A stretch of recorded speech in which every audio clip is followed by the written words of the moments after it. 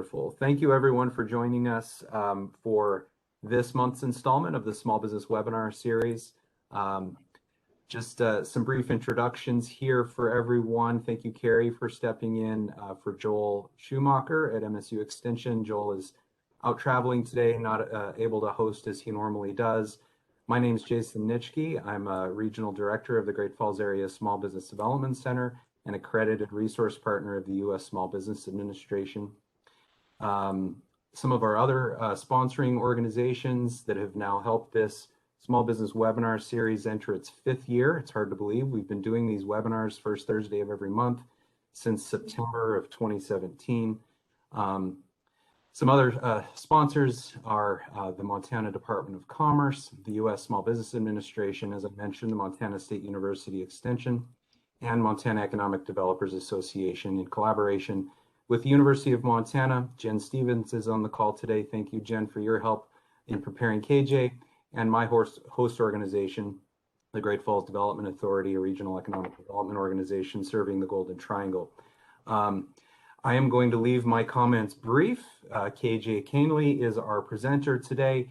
She is going to talk to us about how to organize and use your basic branding package. KJ, I will allow the floor to be yours here momentarily, but I will say, if you do have questions throughout KJ's presentation, please type them into the chat. We are going to wait until the end of our presentation to answer questions, and we'll have those preferred typed into the chat box, please. KJ, your background a little bit. Thank you for joining us as we enter 5 years of doing these, and I know that there's a lot of interest. So thank you very much. The floor is yours.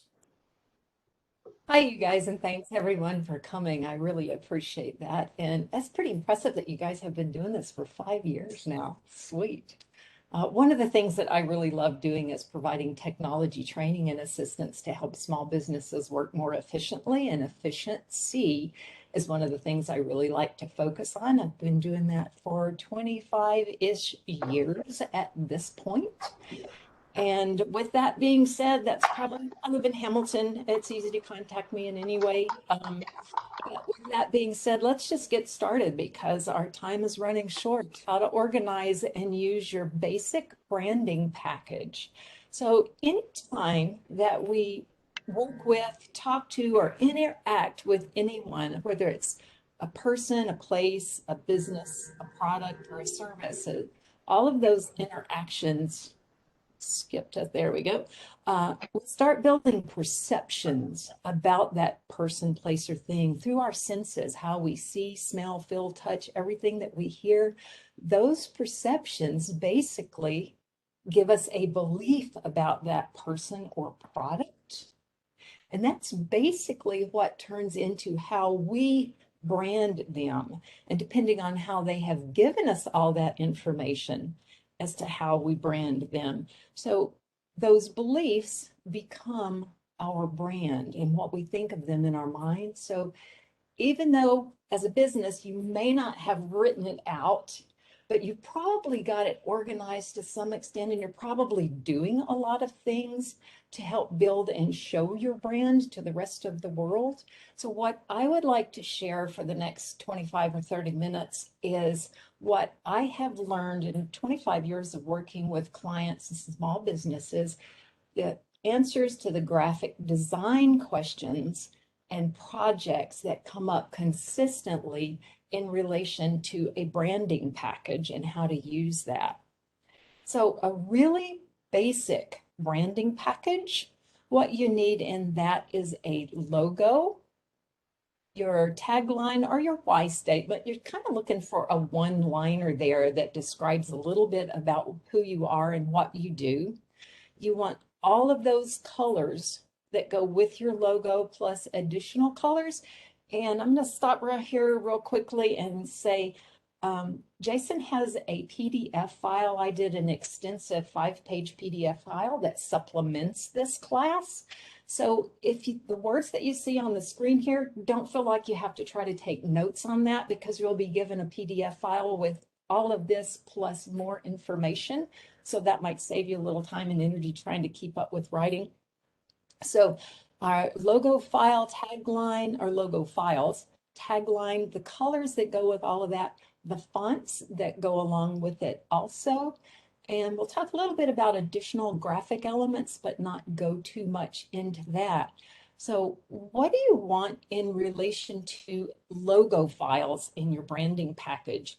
And when you look at this, it kind of looks daunting because you see that there are two JPEG files, high res, low res, with this other information of 300 dpi, at least on 3 inches on the short side. And there's the CMYK thing down there. And there's GIFs and pings with all this other information and transparency. And then, wait, those are all raster. And then there's this vector thing. What is all of that? You may have been asked at one time or another, can you give me one of these kind of file types? Depending on what the uses were for. So let's look a little bit at what all of this stuff actually means, because that's something that I've run into a lot over the years.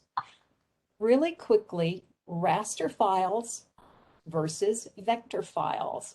A raster file is a pixel-based file. It's a little box of color. And you've probably all seen this at one point or another when you have this little file like this and you enlarge it and you see all these colored blocks. All those little individual blocks can only be one color each, and they're each little individual pixels. A vector file is actually a mathematical formula. This example I created in Illustrator of my logo. Because it's a mathematical formula, anytime you change the size from small to large, the mathematical formula adjusts. And because that mathematical formula adjusts, you could take this logo and stretch it across a football field, and you're not going to lose anything in the resolution of it. Part of why having one of these vector files in your packet of files is if anything ever has to be done to it at one point or another, that's the file that you, if you've got the program to work with it with, or a graphic designer can make edits and recreate all of those other files for you. And again, if you have any questions, make a note of them, stick them in the chat, and we'll answer them later. So what does all this DPI and all of that stuff actually mean? DPI is dots per inch. It's actually pixels. Years ago, it was PPI. In some way, it got changed and then went to DPI. Why that happened, I don't know. But if you have a 72 DPI image, that means it is 72 inches high and 72 pixels high, excuse me, and 72 pixels wide in every inch. So on this image, we've got a 1 inch tall image. That means 1 inch tall by the 72 pixels. There's 72 pixels from the top to the bottom. Because it's 2 inches wide, it's 144 pixels. 2 inches times 72 pixels gives us the 144. What this little on the short side means on a measurement, if it's 3 inches on the short side, and it's simply that. The short side, I would want 3 inches here on the height for my image.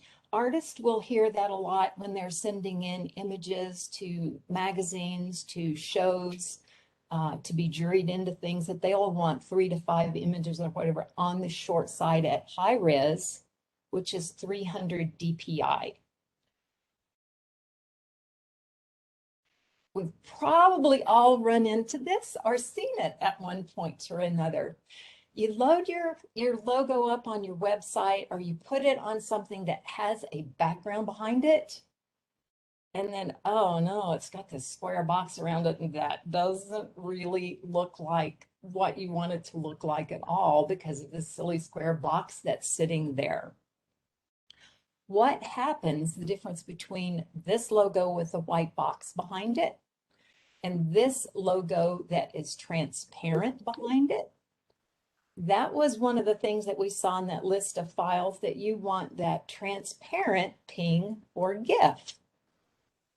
So this logo file is a JPEG file. JPEG files do not support transparency. in any way, shape, form, or fashion. You could create one in Photoshop, turn the background off so that it looks like this, and then say, save it as a JPEG. And it's going to put a white background behind it automatically because JPEG doesn't support transparency. So if you use a file in any way that you want to have a transparent background on, whether it's your logo or any other kind of image or graphic that you're using, you're going to want to create it with a PNG file. It's another reason that's really nice to go back and have that vector file that we talked about. That's all of the details and everything that you might need to keep going. And hang on just a second. Let me get back to, there we go. Can you guys still see my screen? It kind of blipped there for a second. Okay. Transparency and not transparency. If it's transparent, you want to make sure you have a PNG file if you need transparency. So what does all of that stuff mean about colors when we saw all of those things? You don't really need to know this, with the exception of the fact that when you are creating graphics, you will actually put in some of these things if you're using colors that are part of your color palette. RGB means red, blue, green, and you will see that in 3 numbers. This is 27 on the red, 73 on the blue, and 145 for the green. Those are typically used in general printing. With Canva, we'll talk about Canva a little bit more. It's a great little program that you can use for a lot of things. Most all, and I put all in quotation marks because there may be something out there that doesn't support RGB, but I haven't run into it yet. Hex numbers, you've seen this before with this hash sign, and it's got a crazy looking series of numbers on it that you go, what do all of those things mean? But that's actually a specific color. It's the same color as this one, all of which, or this color blue, and it's called a hexadecimal file. Those originally came about when files or colors were programmed into websites before they made it quite as easy as they do now. CMYK, same thing. 100 cyan, 84 magenta 12, yellow, and 0 black. Chances are you won't need these, but it's nice to have that PDF file in your logo package in case you do.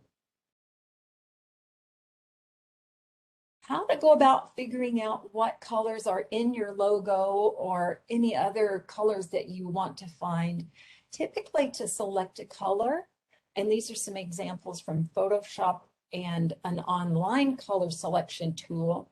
You can find an eyedropper tool in most of these, like this one here in Photoshop. You take the eyedropper tool, you click on a color, and then typically you will get some kind of pop-up window.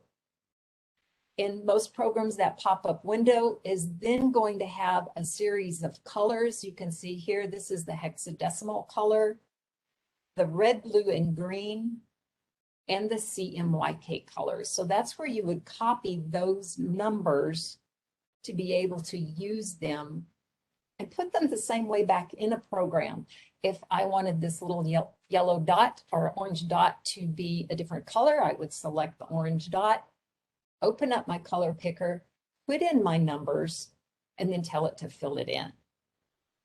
If you don't have something that you can find colors with and you need to search a little bit further, this is one of the places that you can do it, image-color.com. You can upload a file, and then you have a color picker that you can select.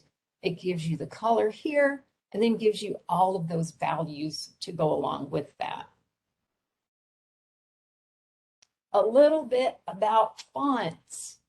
Fonts are really cool things, and wow, do they ever say a lot and surprise us sometimes. You've probably heard sans serif and serif. Sans serif just means no feet, serif means feet. These are examples of a couple. You may hear something called font families. That means it's a set of fonts within that same, such as the regular, semi-bold, condensed, etc. As you start looking into and researching fonts and thinking about which fonts to use, you will find that some basically say, and I put that in quotation marks, different things as to why you would use them, who you would look to for using them, and what you're directing that information toward.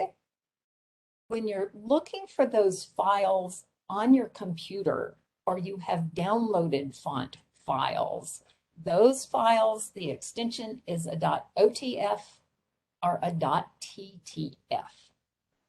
They can be installed almost any computer. Some of them have licensing that you may have to purchase, but there are some cool places to get free fonts. I'll share some of that with you in a bit as well. So anytime you're using fonts, think about what that font says. Or think about also the color. I would probably use a green good morning versus a blue good morning in different situations. And obviously, this party light font versus this, I forget the name of this fun little font.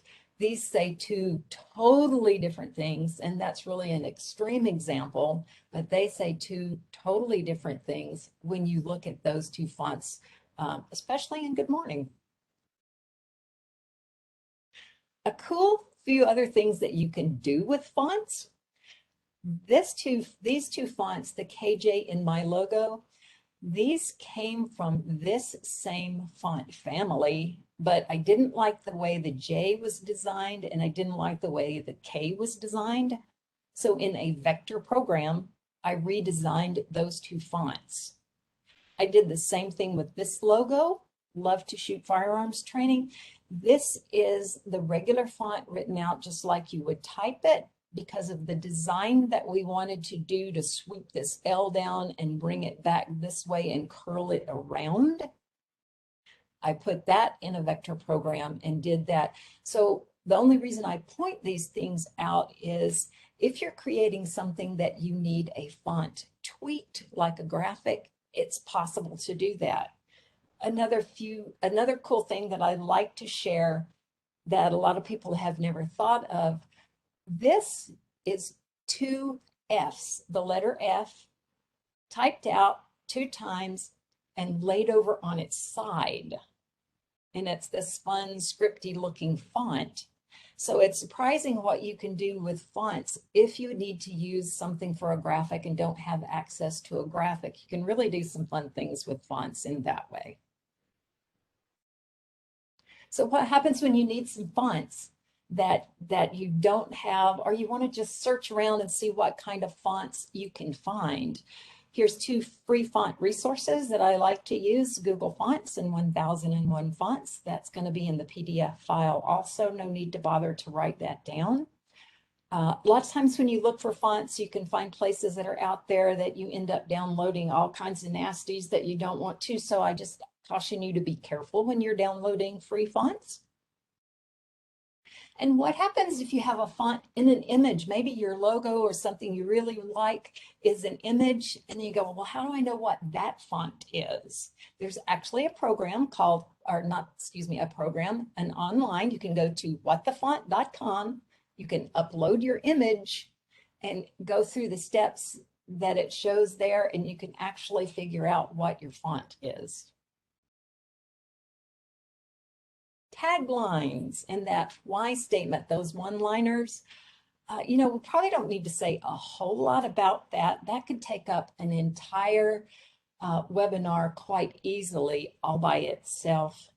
This one at the top is mine, providing technology training and assistance to help small businesses work more efficiently. And some of the ones that have been done and work really well, Just Do It. Obviously, we all know who that is. Can you hear me now?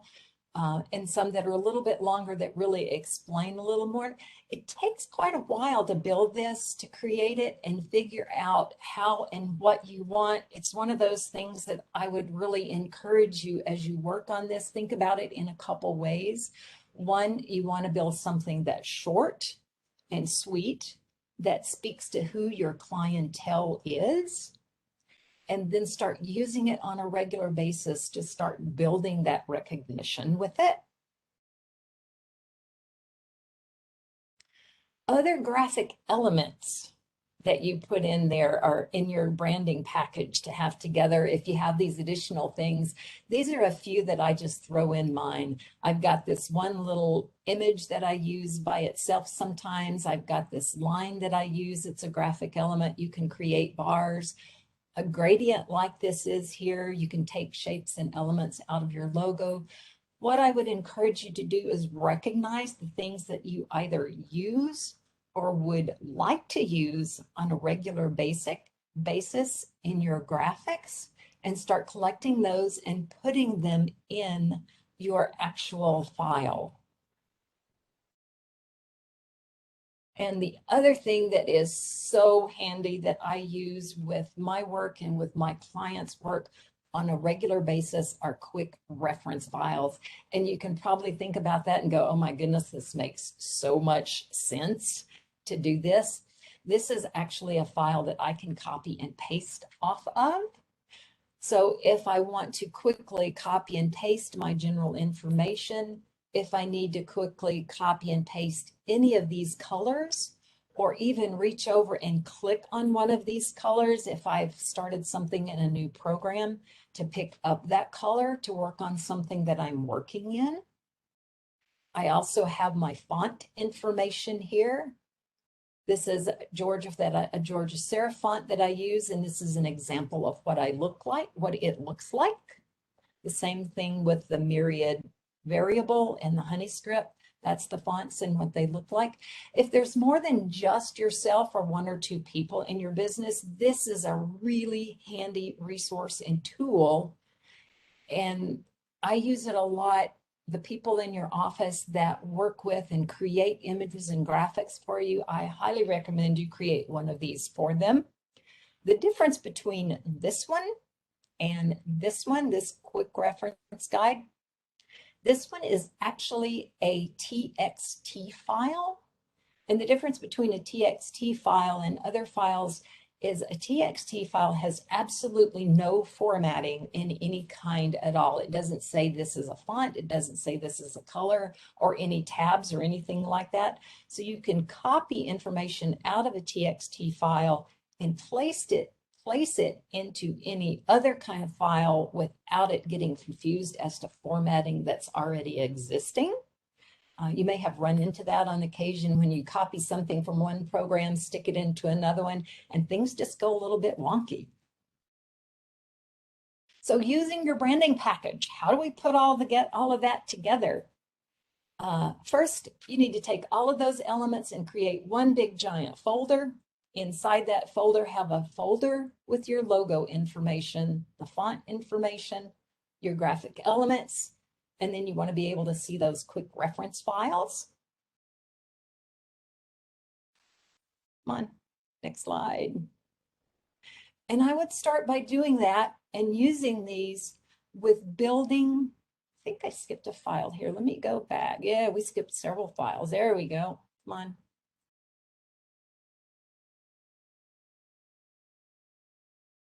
So this is how mine is set up on my computer. Here's my branding folder. There's the 3 folders within that, these 2 quick reference files. And in my logo folder, there's all those logos that we discussed earlier. And then I have some extra things that I put in there also.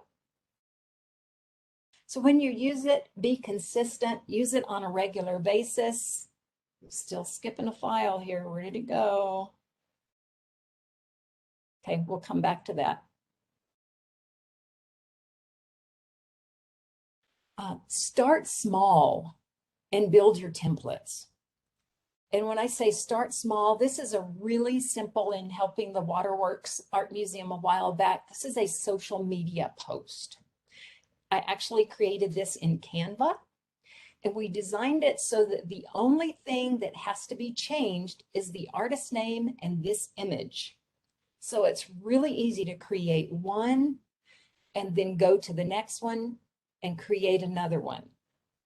So from this one, we did an additional. This was another show that was going on at the same time to keep a consistent look. We changed the show information, the image information, and the artist information. Because they're built as a template, it's really easy to continue doing that. And from this same thing, tweak it again, another simple and effective variation of that. You can change the image, change the background behind the text, and then change out or just actually replace or reposition, move the text around a little bit. So doing those kind of things, if you start with one, and I really encourage you to start with one that's fairly simple, so you can get the hang of doing that. Here's some, whoa, what happened? Oh, that's the Facebook header. So let's, this is an example of how that works. I created this in Canva. This is a really simple little Facebook header created in Canva. It's automated, and what you will see happen is the product changes and the name of the product changes. Everything else stays the same. And that made it so easy to create this graphic. And it's animated, which is pretty cool. Another way that I use this, this is Berkshire Hathaway Home Service Montana Properties in Hamilton. I am their graphic designer. We take this tagline and change it every month for the message. Then we change out the images. This part of the logo stays the same. All of this information stays the same. So the only thing that has to be changed on this on a monthly basis are the images in relation to what that tagline is. Another thing that I do in relation to that is I take this same ad and I create social media videos with them. And at the end of those social media videos, I'll show you real quickly, the only thing that has to change to be able to individualize them for each agent is to change that image for the agent. And I'll just zip through this really quick. There's the same tagline. It flips through all of these photos of our valley. There is the agent with her information.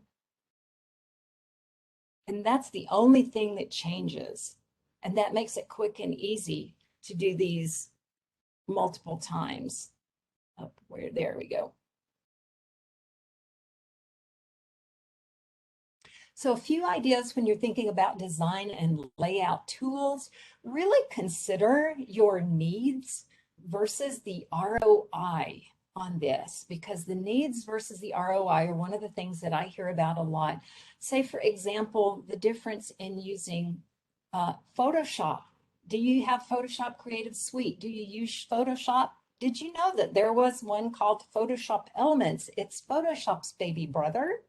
You can buy a copy of it for $80 versus $50 a month to use the Creative Suite. So consider how much you're going to use a program, what the learning curve is on that program, and who in your office is going to be able to use it for you. So those are some things to really consider when you're thinking about a program to purchase. You'll be surprised at what Microsoft Word for a PC and Pages for a Mac can do for you. And Canva, I can't say enough great and cool things about Canva because it can do so much. And then talk to other people in businesses about what they use and what they may suggest for you. So kind of to wrap it all up, and I know that was a lot of stuff really, really fast, but you've got a great PDF. Pull your files together, get all of those files that you might be able to use, that you think you're going to use, organize them so you can easily access them. Start with one small project and build one template. Use it and use it until you get comfortable with that one template. Then repeat it with another template. And then edit that template for a different media. Maybe it's newspaper, maybe it's a magazine, maybe it's a social media post versus a social media header, and then get comfortable with that as well. But I just can't say enough as to how important it is for you to put those files somewhere that you can find them. Because to me, it's so important to be able to do that.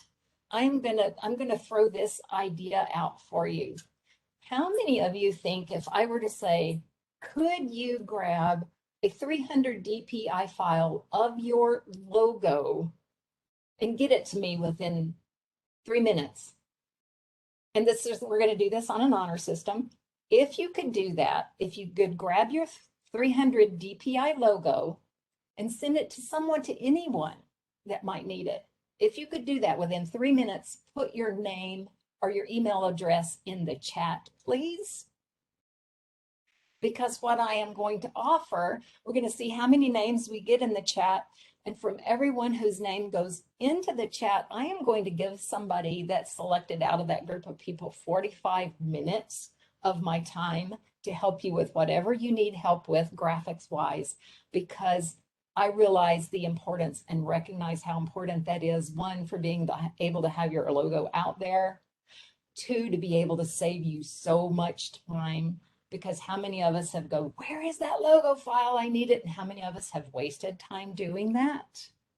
And it's one of those things, every time I talk to other graphic designers, somebody will say, yeah, I'm working with this new client. They need their logo file. And then somebody else will stop them and say, right, they got it off their website and they want it used in a magazine ad. It's like, yeah, that's what happened. So if anybody can stick their name in the chat to say, yep, I could find my 300 DPI logo in 3 minutes or less. And I don't see anyone in the chat doing that unless I'm missing that. Am I missing that, Jason? Do we have anyone that could do that? So far, no. Okay, so I'm going to say, could anyone give us one of their logos within 3 minutes? You don't have to put the logo in there. Just be honest and say, yeah, I could find my logo file within, oh, there's some people. Yes, you could find your logo file within 3 minutes. Even though it wasn't a 300 DPI, that's a good start. So we'll let that run for a little while longer. Thank you guys for doing that. Jason, do we have any questions? I feel like I just ran through all of this so fast, but you've got a great PDF supplement. And also this video is going to be online as well. That is correct. And there are people coming up with Deb Jenkins, Lenny Klasner, Jessica, Berkshire, Kim, and Ronnie have all entered their names. So we got 5 so far, if my math is correct. There is one question, and then I can ask one if no one else has one. We are at the time limit, so if folks start to peel off, that's fine now. All of these questions will be recorded and posted. Deborah asked one question. She also thanked you for defining the difference between PPI and DPI. But she asks, Deborah Jenkins, what's the most common font being used for professional writing? For professional writing. Okay, when you say the most common font being used for professional writing, can you describe that a little bit? I mean, to go into books, to go online on websites, to send information to, because those are going to all vary a little bit. And honestly, I would probably research that myself if somebody just threw out that question here, Bill. Books and contracts. Okay. Serif fonts that have feet, those are the fonts that we started out as kids with. And I'm going to draw a blank on the name. It's very similar to Georgia. That font has been said to be one of the fonts that develops trust when we read it, because, and I'll quit screen sharing in case I want to do my, my animated. Here are me. Well, can you see, you guys see me? Maybe, maybe not. I could see all of you guys. Anyway, so trust, that is one of the fonts that is said to base trust. But some of the other fonts without feet on them are easier to read. If it's for contracts, I would probably stick to one with feet just because of that trust. I'm a professional in that aspect, but not for on the web. Did that answer your question? Or at least get close to answering your question? She says thank you, yes. Okay. Folks, feel free to jot questions into the chat box. Do you have additional comments there, KJ? If not, I'll ask one while other people are typing. Yeah, I was going to throw out a little bit more. I would Google that actually, and then you'll probably come up with a couple of articles that will give you a really couple good ideas. So yes, Jason, your question. Well, I'll just toss this in here. We talked a little bit about color, and as advisors, we talk a lot about customer segmentation, target markets, and identifying who your most likely paying customer will be. So to that point, how important is color to a company's brand as it relates to trying to attract or retain a company's target market? Color is really important. Does anyone know where the blue plate special came from? Any ideas? It's one of those really interesting color things, actually, because used to restaurants would have what they would call a blue plate special, and you come in and you got a blue plate, and you could put all the food that you wanted to on a blue plate. And the reason they did that is because research had determined that blue is the least likely color to go with and associated with food, and you wouldn't eat as much on a blue plate as you would if it were on a green plate. So that's just a quick little example as to how important color is. Yes, for example, red is very bright, vibrant, and flashy versus blue being more standard and tried and true, so to speak. So there are a lot of things that go in with that. Now, that being said, if you're international looks, a lot of countries look a little bit different at color than we do. And as you see younger generations coming on, their preferences and their beliefs about colors, or their beliefs, I'll put that in quotation mark, their feelings about colors are different than those of an older generation.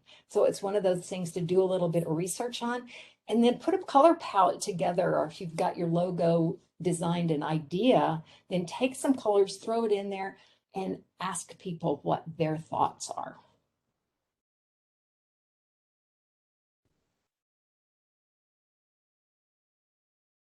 Thank you. At this point, we don't have any additional questions. Any other thoughts, KJ? I'll add a little bit more on asking what someone's thoughts are. It's so often, and I see it on a regular basis, where we get involved with something that we are creating. And you guys have probably all noticed it also, that you get so involved and so wound up with it, even like a piece of artwork, if you're an artist, that you see it like this instead of like this.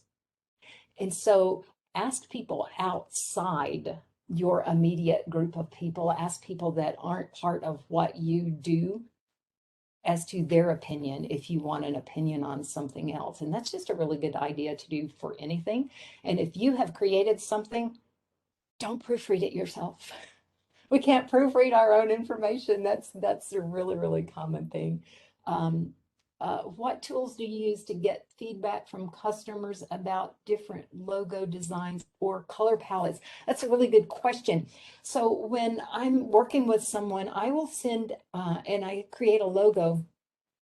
I will, I don't think I've got an example of one that I could get to very quickly. I will put several examples, maybe 6 at the very most, on one PDF page and share that with them. Color palettes, I will do similar to the little quick reference guide. I'll stick several colors together. Oh, there was a color thing. Let me type, if I can remember it, adobe.kulur.com. I don't know if that's exactly right, but there are some color places, and this one may be one, but I think I misspelled it, where you can go out and actually look at color palettes and put your colors in there to see color palettes.